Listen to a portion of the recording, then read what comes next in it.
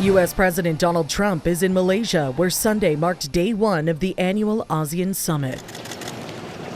Saturday saw American and Chinese delegations meet on the sidelines of the three-day conference in an attempt to chart a path forward for the two countries before their leaders arrived. The relationship between the world's two largest economies has been strained this year, with Trump threatening to impose new 100% tariffs on Chinese goods and Beijing threatening to expand export controls on rare earth magnets and minerals. According to the White House, the pre-summit conversations helped curb those tensions. I think we've reached a substantial framework. U.S. Treasury Secretary Scott Bessent says China has agreed to delay its expansion of export controls for at least 1 year.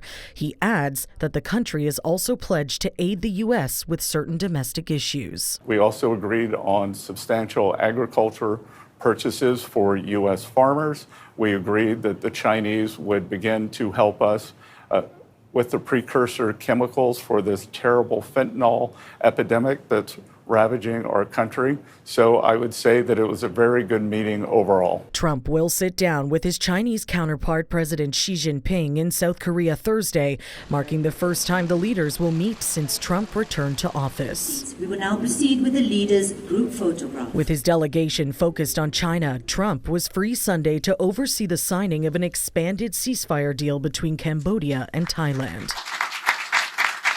The two countries clashed along their disputed border earlier this year, causing dozens of deaths and widespread displacement.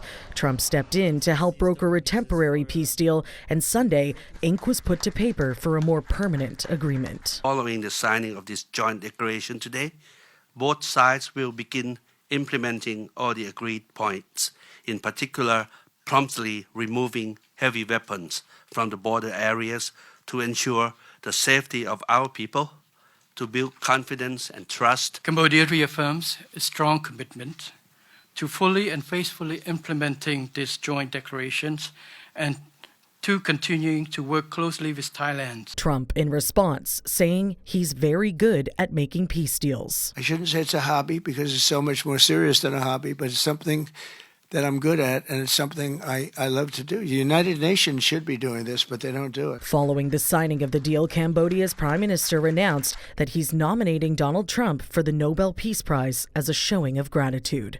For City News, I'm Karling Donoghue.